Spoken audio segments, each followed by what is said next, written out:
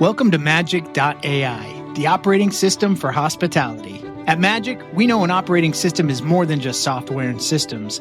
It's about people, because hospitality is nothing without them. So supporting the hospitality community is our number one goal. I think there needs to be more of a support system.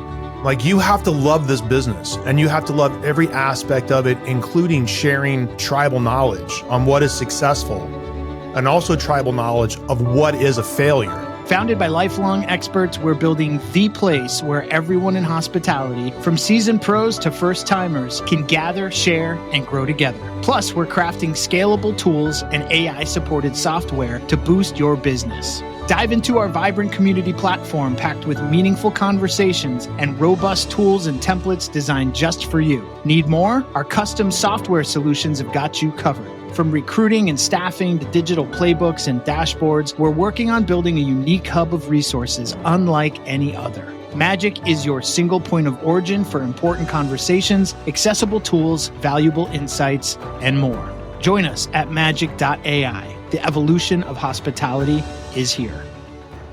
We're just lacking the proper training time to build foundation for greatness. People are looking for shortcuts when it comes to a job that requires craftsmanship.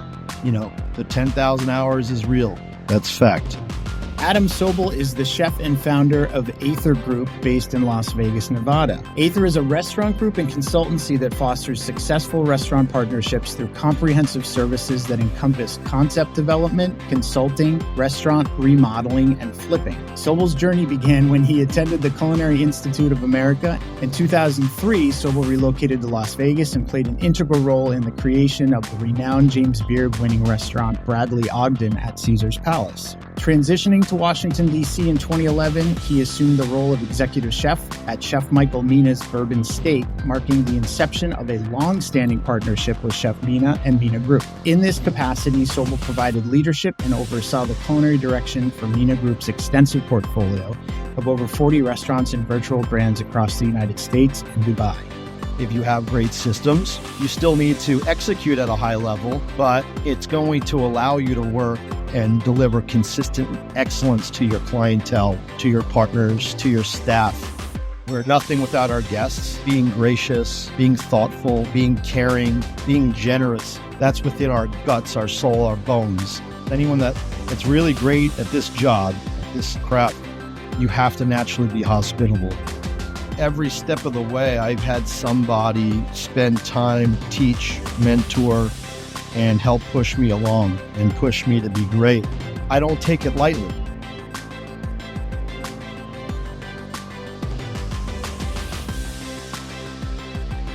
Chef Sobel, welcome. Thank you so much. Honored to be here, brother. Awesome to have you here. I forgot about that Cochon situation.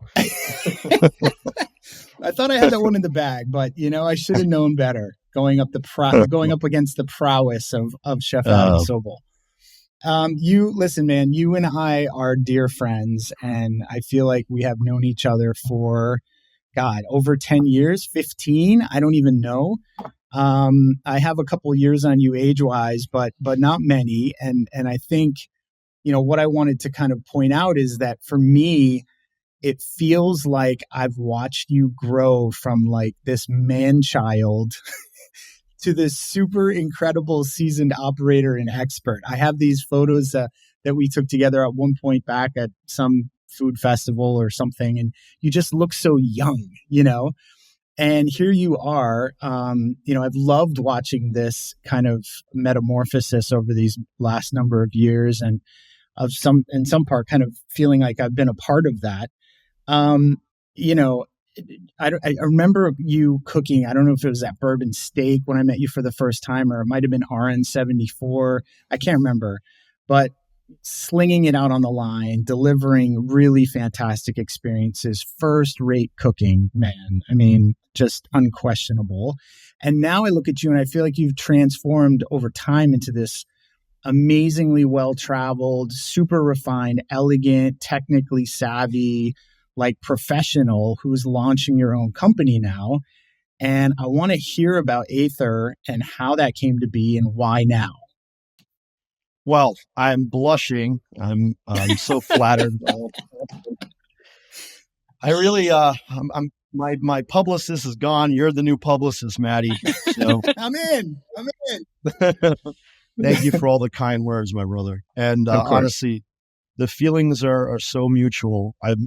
You know, I don't want to get too sentimental or corny. I'll keep this short, but from the day that we met as chef friends and buddies, it feels like we've known each other for more than just the 15 years. It's like, when you meet like-minded chefs and people that share the same passions, it feels like we almost went to high school together. That's how our relationship is. Agreed. So anyway, honored to be here. Honored to talk about what's to come. Aether Group is it's been a long time coming. I've spent 14 years with Mina Group. Really, man, what a magical, priceless experience. Having the opportunity to work side by side with Michael attached to his hip, really learning everything that is necessary to be a world-class restaurateur. And now it's kind of my turn to take the reins and bring my dreams to reality. So Aether Group is really that. It's concept development and the restaurant business and the hospitality piece. It's what I think I was born to do. So I'm really blessed to have this. When you love what you do, you guys know it's not a job. This is just a really happy life. So the new company was formed and launched on September 1st, and now we're off to the races. So I've got a lot of irons in the fire, a lot of deals percolating. Las Vegas will most likely be the first place you'll be able to find a restaurant by Aether Group. But we have a couple of target cities across the country that we hope to do business in. Charleston, Washington, D.C., Chicago, Nashville, Palm Springs, Las Vegas. Those are my target markets. Love it.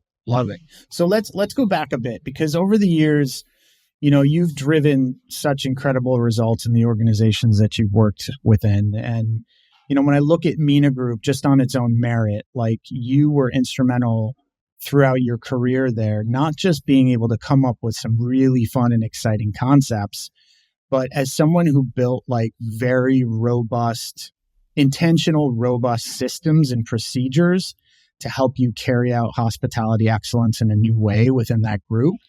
So I want to dig into systems a little bit, because you're a systems guy, and I know that from working with you. Can you speak to kind of your systems-based skill set in particular, and how you see that as an invaluable tool? And like, what are some high-level advice, or what is some high-level advice on improving systems in a group atmosphere like that? Systems are really everything. If you're a high-level chef or an operator, systems help with consistency and delivering a consistently excellent product. So if you have great systems, you still need to execute at a high level, but it's going to allow you to work and deliver consistent excellence to your clientele, to your partners, to your staff. It's kind of like, this is what I learned from Mina Group. This was invaluable. And that's kind of why I took the job 14 years ago, was to learn. I understood where my weaknesses were. And it wasn't necessary. I wasn't a great systems guy. I was a great cook.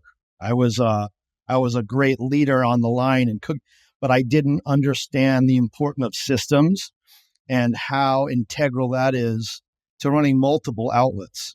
Because you can do, we know a lot of chefs that have great singular restaurants, and God bless, they make delicious food, but their operations are a disaster, and they get away with it because it's one restaurant. You can kind of you can hide make magic happen in one space. But if you're going to multiples and you're looking to expand your business, and you have to be able to be in multiple places at multiple times, the only way possible, this is what Michael taught me, you have to have systems. And I I think It he's allows the you best. to scale, I mean, right? yeah, scale. I mean, and look, that's the name of the game.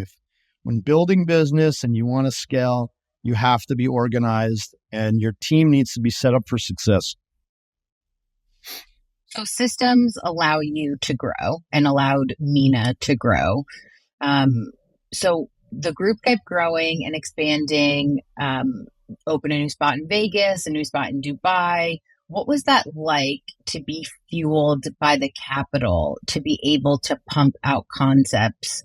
And as someone starting your own group, where will you be in a way closer to financial realities of what growth and expansion mean? Good question. Thank you. So I've been doing this for almost 30 years, which is like kind of crazy to think about. And it's, and the reality is there has to be an end game. And I know, I love what I do. I love working hard in restaurants, but the idea is to not have to work this hard forever, right? Enjoy family and, just be able to, there has to be an end game, right? So with that said, I have designed Aether Group to build restaurants that are scalable to, and this is using my experience from my previous life with Mina. And it's to build really valuable, important restaurants that make a lot of money and that provide a great experience for guests. So you don't get there without systems. You have no chance. You have no chance. So my objective, I don't want to be grinding out, doing 90-day work weeks when I'm 55 years old. I don't think, that's not the objective. So that's what I'm looking to do with Aether Group is to bring these concepts that I'm really, really passionate about to life, become scalable, and build a team that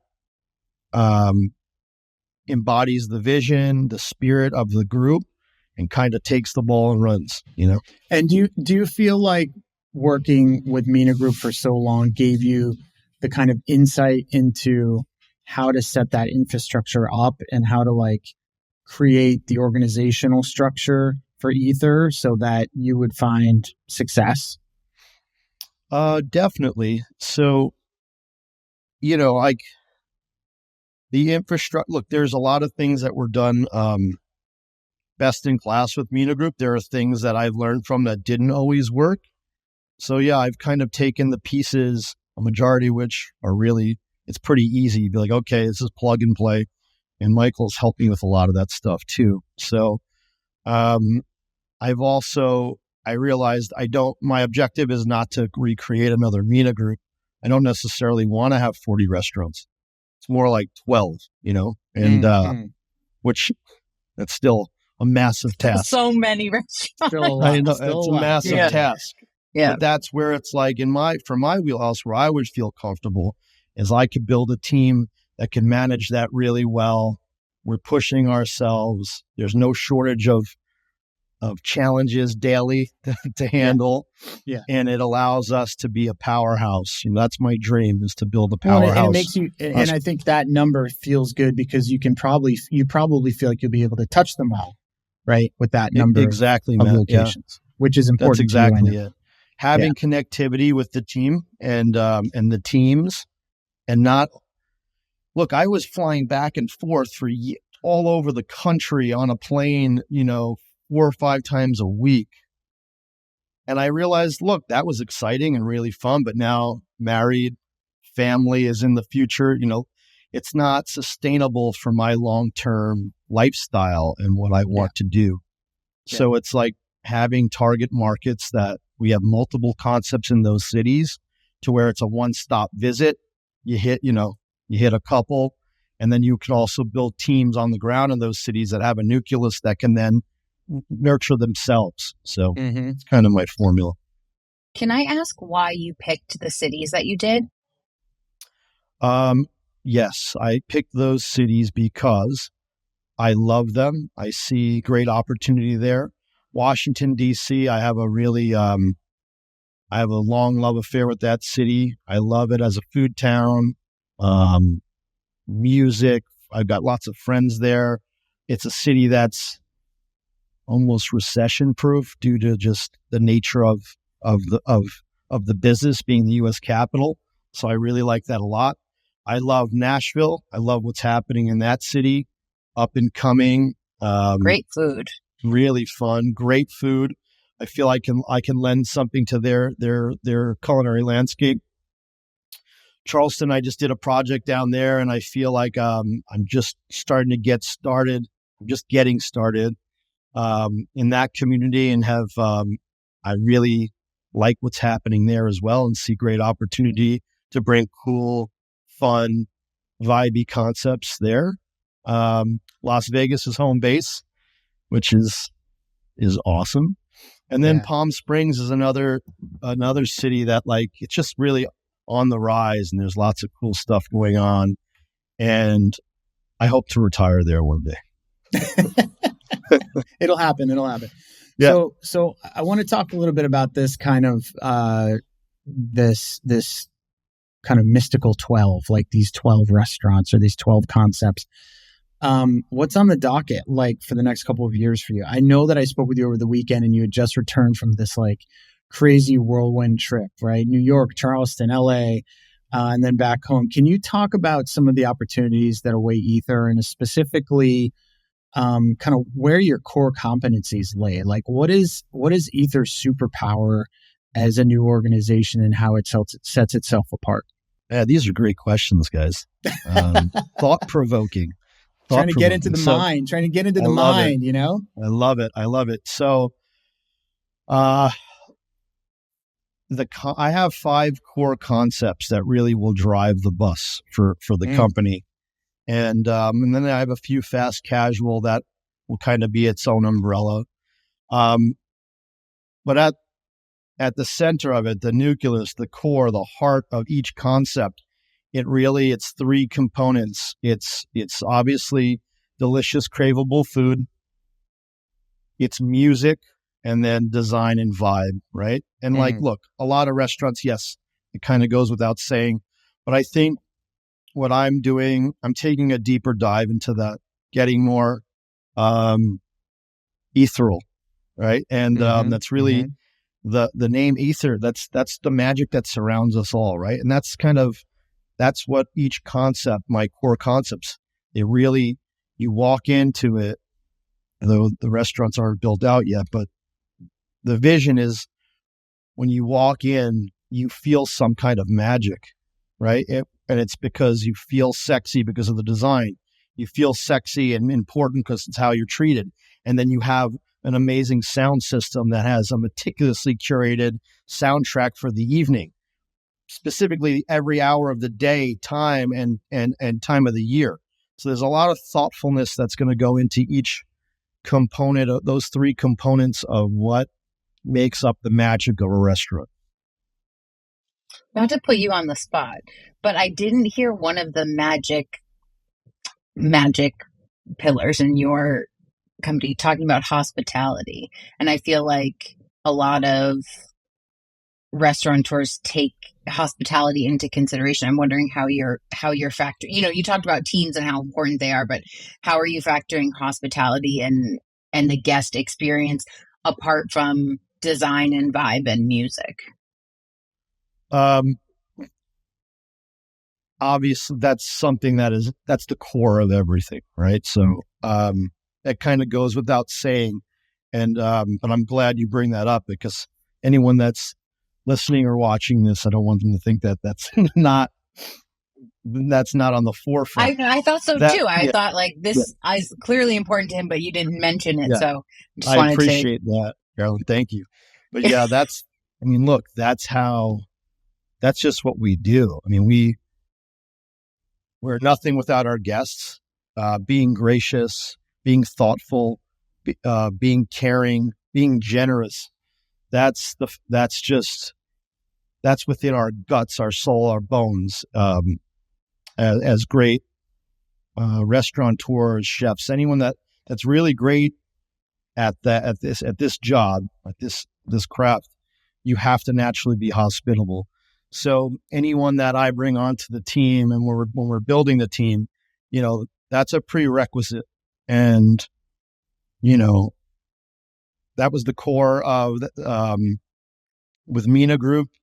Every great organization I've ever been associated with, hospitality is everything. Going back to, except for one. There was one. I'm not going to mention who, but great chef. Well, you noticed that it was lacking. Was lacking hospitality and empathy. But maybe the greatest chef I ever worked for. Well, and that's sorry, I was just going to say that is like how we feel. And Magic, our company, is built on that premise that when you have an exceptional experience in a restaurant, like, it is magical. Like, there's really nothing like it, that compares to it in life, when you feel taken care of and you feel, like you're getting a little bit of education maybe, and you're inspired, and you're getting treated really well. I mean, that's like this kind of really interesting Venn diagram that just sets the hospitality industry so aside from anything else that I've ever worked in. And I know that you just embody that because I've seen it firsthand. So I wanted to ask, when we were reading about Aether, we saw that consulting is a part of the business plan. And so we've only talked so far about you opening restaurants, but is consulting going to be a part of this as well? Definitely. So it's okay.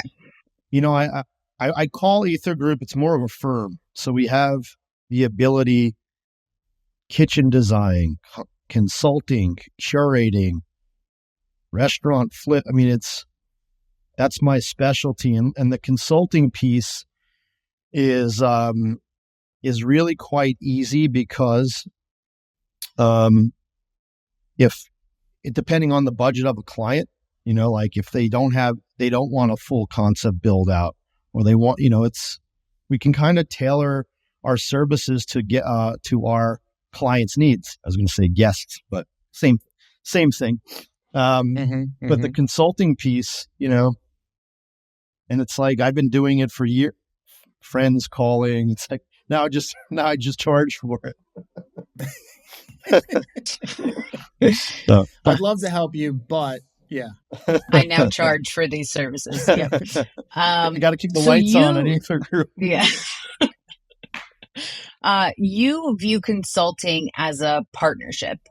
And I'm familiar with this sort of concept of consulting because I worked with Matt and Jason at Full Heart a few years ago. But can you explain, so I understand, but can you explain for our listeners why the word partnership is so important in your model? Yeah, because it's not just, okay, here, I need this service, you do it, and then collect the check and then buy. It's not like that. A partnership is, you're there to help work through problems or challenges. And the service, look, there's terms for a service because that's just business.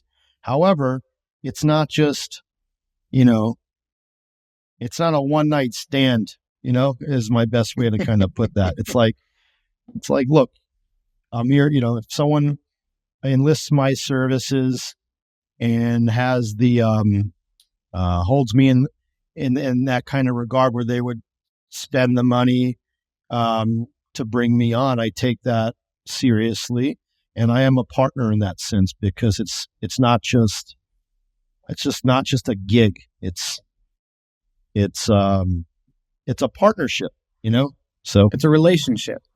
It's a relationship. Yes, precisely. Yeah. Yeah. And speaking of relationships, another focus for you is helping celebrity brands deepen their impact and presence. Can you give us some insight into, well, you don't have to drop names, but into some insight into some celebrity relationships and clients that you've worked with, and or the value, I think probably more importantly, that's brought your portfolio and how you got into that? Because it seems like super niche in a way. And I'm curious as to how you see that part of your business growing. Well, that's a really great question too. So, this is something that I I had the realization of years ago was like that piece of the business, it wasn't existing. It was more like people were bringing on influencers to help spark their business. But this is kind of like the reverse model, where there are celebrity brands that need chefs that have the experience to execute and see a product to the finish line or help get it there technically. And that's where I saw an opportunity. So I've been really blessed to meet some amazing athletes, celebs, you name it, across the board. And we've seen the Instagram photos. Don't worry. So it's pretty cool. I mean, it's like, wow, you got to pinch yourself sometimes. You're like, holy smokes. Like I'm talking to Dave Chappelle. Like, that's the only one I'm going to drop, but that one, because that's just the greatest. So anyways, I saw that as like an opportunity, and I haven't really, because in Mina Group, Michael's the face of the company, and I didn't have the opportunity to really do that for Mina Group as the leader. And that wasn't something Michael or the company really cared to do. But with Aether Group, so getting back to it, I haven't actually executed that yet, but that's something that is a part of our repertoire and our services. Can you give me an example of kind of, because I think in the layman's mind, right, it's like you hear chef and you hear culinary prowess, and then you hear celebrity brand, and you're kind of like trying to figure out how those things, fit together. Can you give an example of like work that you've done or that you aspire to do with Aether to support these brands from a culinary perspective? A great example of something I'm working on is, and Matt, you probably know, Tom C from Live Nation. Like, I would really like to work with those guys, and not this is a dream, and I'm such a big fan of Tom and Live Nation, but collaborations with those guys and artists and doing, on those summer tours, it's like, I would love to bring some of my ideas to the table for them, help do awesome stuff at their venues, enhance the experience, that's really that's the game, is like they have a great venue. How do they take it to the next level? Well, maybe it's 100%. Bringing in Aether to do pizza, to do brick oven pizza, or it could be, something just tailored to a certain artist's reputation. So 100%. Partnerships in that sense, like that's what I envision our company doing really well. No, that's great. And I know, I was just you can tell from my hat, I was just at Farm Aid, and it's I know that those guys are thinking about that sort of stuff, right? And they're very savvy as to how they approach kind of the experience architecture, if you will, for their guests. And food plays such an important role, right, at all of their venues. And I think that's a super cool kind of, cross-functional, almost like a cross-functional goal for you, right, is to be able to kind of latch Aether onto entertainment in a way. I think that opportunity is wide open. I've seen it with other kind of celebrity chefs too get into it, like Andrew Zimmern, our friend. He's now doing stuff with Gavin Kaysen, and they're doing sports teams, and getting into the arena culture. And it's kind of incredible to watch food, the tsunami of food, culinary, and hospitality start to kind of enter a whole nother dimension as it relates to, sports, entertainment, and all that sort of stuff. It's very cool. Yeah, it's exciting. Yeah. It's all the stuff like we just love, music, sports, art. It's all intertwined. It's just, that's the fabric of our lives. So, on top of everything else that you have going on, you have really put yourself out there over the last couple of years. Multiple appearances on the Food Network, both as a contestant and a judge.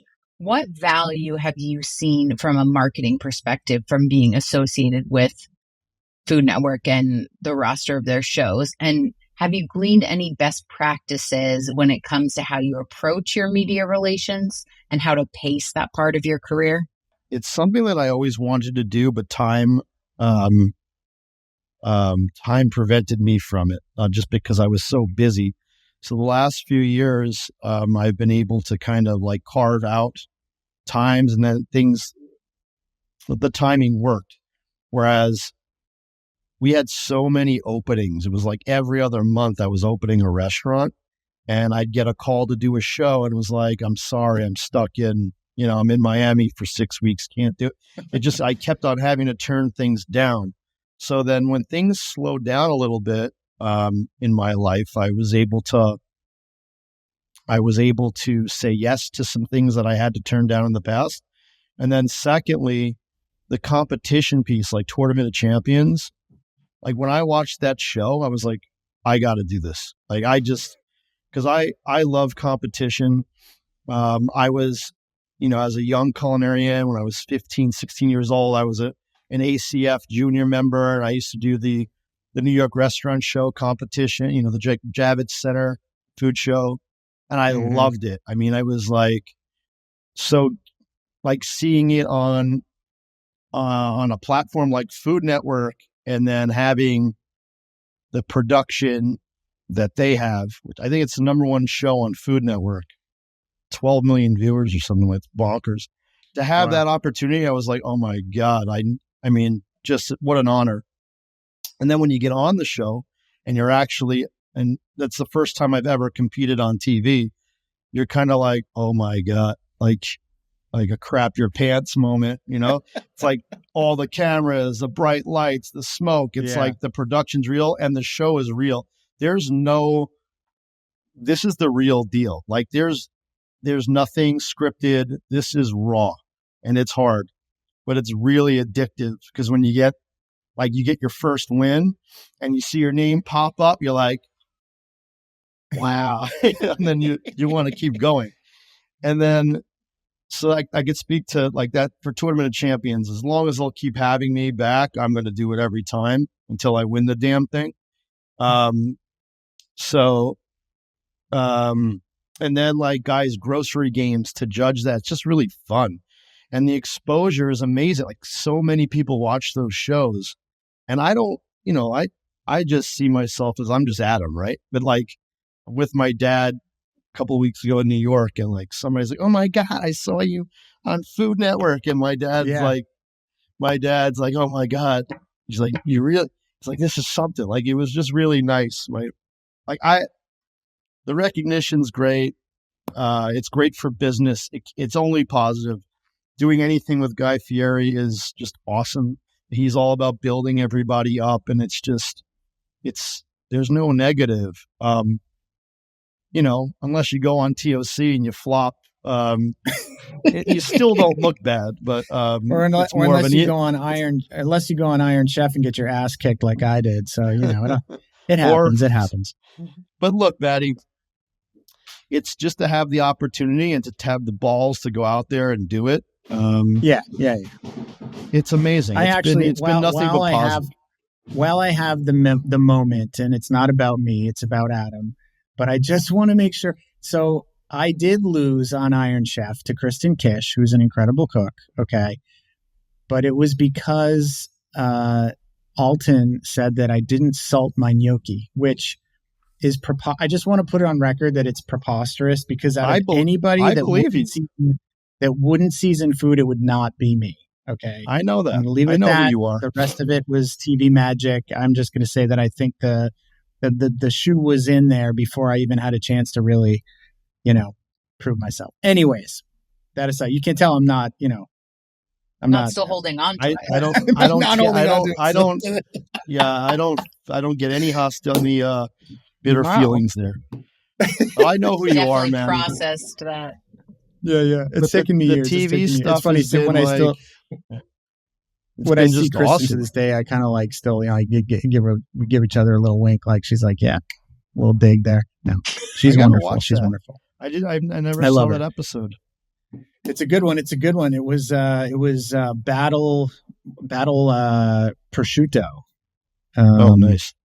It was pretty good. All right, listen, I have watched you. I'm going to watch that tonight. I have watched you be not just, you know, kind of a culinary superstar and, you know, a celebrity chef and know you well as my bud, but I've also watched you be a great mentor to kind of this next generation of hospitality professional. I've seen it firsthand in your restaurants. I've seen how you work with people. I see the passion that you have for, you know, inspiring others and kind of like teaching them and bringing them along for the ride, you know, and I know that that's something that's really important to you. Why is that important to you? And what is your approach to mentorship and leadership as you grow older? Well, thank you for recognizing that. I think, you know, I could speak for probably all of us. We wouldn't be where we are without mentorship, guidance, and a loving hand. You know, I would not be where I am. Every step of the way, I've had somebody spend time, teach, mentor, and help push me along and push me to be great. I don't take it lightly. So the legacy piece is huge for me. It's really the most important thing in my life is to make sure that I leave a mark. And the only way to do that, and that's not ego, it's because like this body of work, it's like, what is it for if you don't pass it on and keep the legacy alive, right? The sharing of knowledge, the inspiring, the teachings, that's what's really the rewarding part. Look, the money and all the fame and fortune, whatever, that's important, but it doesn't mean shit if you're not able to pass on the love and the legacy. So, every restaurant that I've had the honor of being the chef of, or even within Mina Group, when I got out of restaurants and was more of an overarching, it was all about the development. And it goes back to, you know, the beginning of our conversation, the development piece and being able to be a great mentor. You got to have the systems. You have to have methods to the madness. And that's how you make the most impact. Right. Yeah. Does that answer? No, it does. I want to dig a little deeper though. Like I guess because you've been somebody that's had really strong mentors, like extraordinarily, you know, strong mentors. I guess I would say. And so I wonder kind of like what it is that you really want to bring to this team that you're building now with Aether. Like how do you want them to kind of view you, and what type of access do you want them to have to you as you guys grow Aether together? I want to provide the inspiration. Look, as a leader and to do what I'm doing right now, I know I need to inspire daily. So that's by how I live my life, by how I treat people, how I talk to people, how I interact. So anyone that's under my wing or coming along on this ride with me, I want to lead by example. I think that's really, really important. And it's not do as I say, not as I did. It's literally walking the walk, talking the talk. It's really important that I have discipline there. I want to share the burning fire in my belly about like why I'm excited about these concepts and projects. And I think that's infectious. So I want to do that. I want to have transparency with my team and being honest and forthcoming is really, really important. I've learned having some experiences maybe in the past in the industry where that wasn't the case, those are things you never forget, right? So it's like, I would never want my team to feel that way, or maybe how I was misguided or treated in long time ago.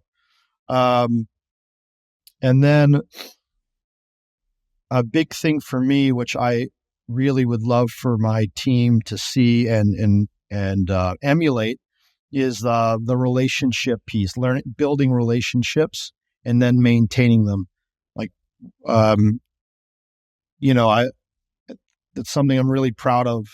Are the relationships I've built within the industry over the course of 28 years. It was something that I work hard at, and that is really important to me. And I think it's essential to have success in any business. It's the relationships. So those are the things that I really want to project to my team, and that will be the, hopefully be the foundation to a great, successful company that has a long run. Love it. Thank you. Nailed it.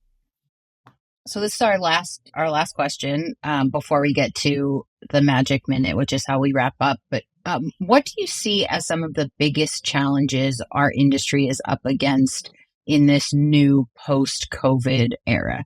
So at Magic, we've distilled it down to the most important parts of growing a sustainable and profitable business as we see it. So we see it as people, playbook, marketing, and software. These are the pillars that Magic is built on.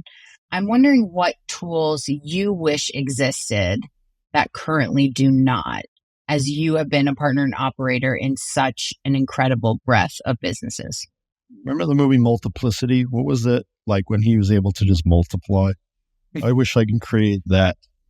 You multiply yourself, you're saying? Not myself, maybe somebody else, a couple other people.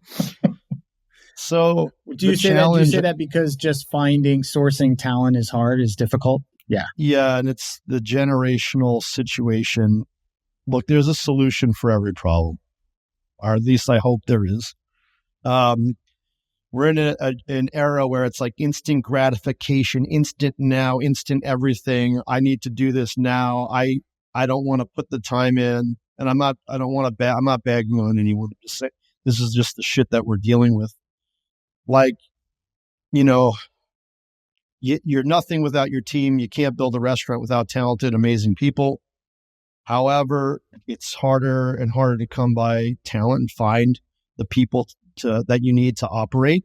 And it's because, well, there are a lot of restaurants, but also the skill set's changing. Like, people aren't putting the time in to actually learn the craft and do it the right way. They see, oh my God, I saw this on Instagram. Now all of a sudden I got this hocus pocus technique, but I don't understand the foundation. I'm speaking from a cook's perspective. Yeah. And then on the service side, we're just lacking the proper training time to build foundation for greatness. Mm-hmm. So I see that as a problem. It leads to fugazi kind of delusional employees. There it is. I was waiting for that word to drop over the last 45 minutes, and I finally got it out of you. But that's the big issue. So, I think there are ways to work through that. And it's a lot of it comes to training. And look, the reality is, and this is another thing Michael taught me, and we didn't always see eye to eye on this. I used to think I'm like, look, this guy needs more time. He's not ready to be a chef. Michael's like, well, we don't have time. Do they have the ability? And if they do, we can get them there. We can So there's a combination of finding that balance of where, like, okay, if you see someone has talent, you have to then commit and invest in them and train them and put the time into that person. Or you may lose them because they want to go on to do something else, take a job that they're not ready for.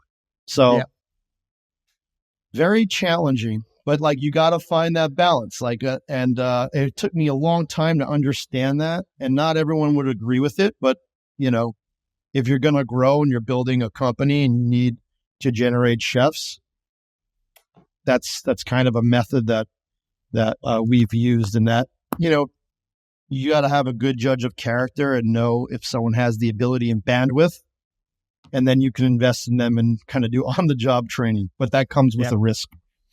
Yeah. Do you think that's different from 10 years ago or 15 years ago? Changing every year. 10 years ago, very different to now. Very, very different. And it's really People were about coming with different skill sets or different expectations 10 years ago. Yeah, it was a slower process. It was like, okay, like you work your way through a kit.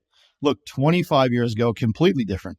Like you wouldn't dare to be a sous chef unless you had 5 years of experience in the field and you worked every station and you were Now it's like someone works, they could do 6 months or a year in a restaurant. All of a sudden they want to be a sous chef. It's like, dude, you don't know how to fillet a salmon. It's like, it's a little bit of that, like kind of like breakdown of brigade system over the last 20 years. Right. And yet at the same time, I don't want to like say that is necessarily a bad thing, because I think professional kitchens these days and professional restaurants these days have almost benefited from the shift in culture in terms of all of us being a little bit more responsible for, each other's wellness now. And like, right. But there's been something that's been lost in translation in that transition to the era that we're in now. And it's just really interesting to think about. And I wonder, kind of, obviously the recruiting is an issue, right? As kind of just a step one.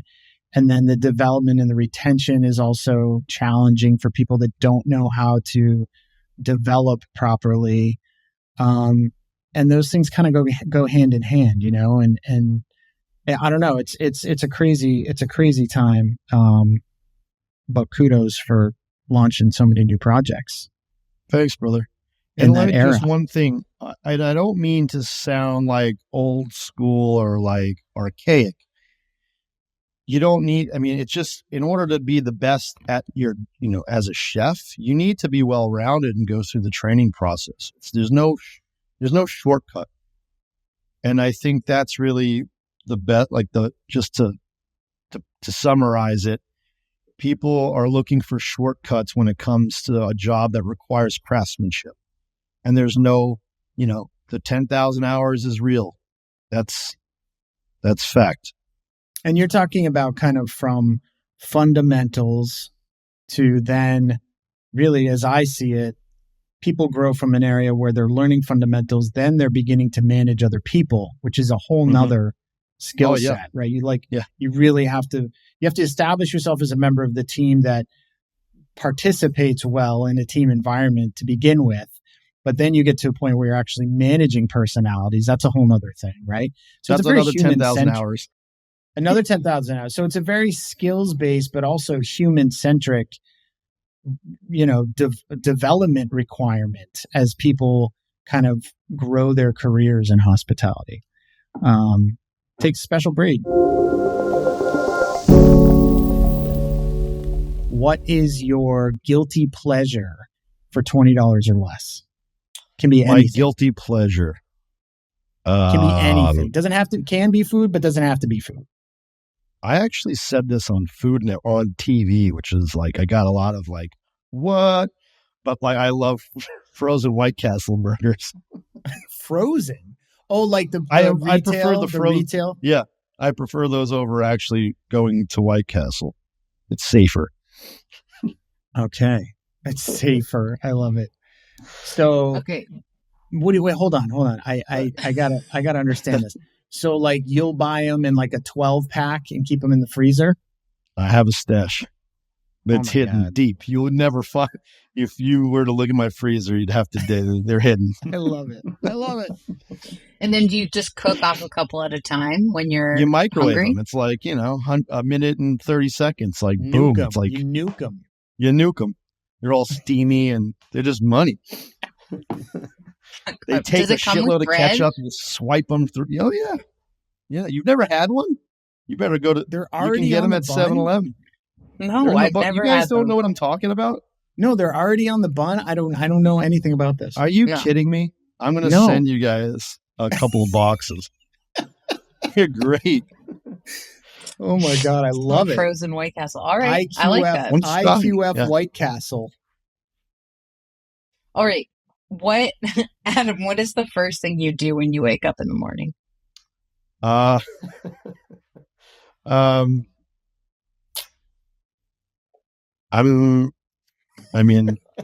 have a nice Metamucil before I get going in the morning.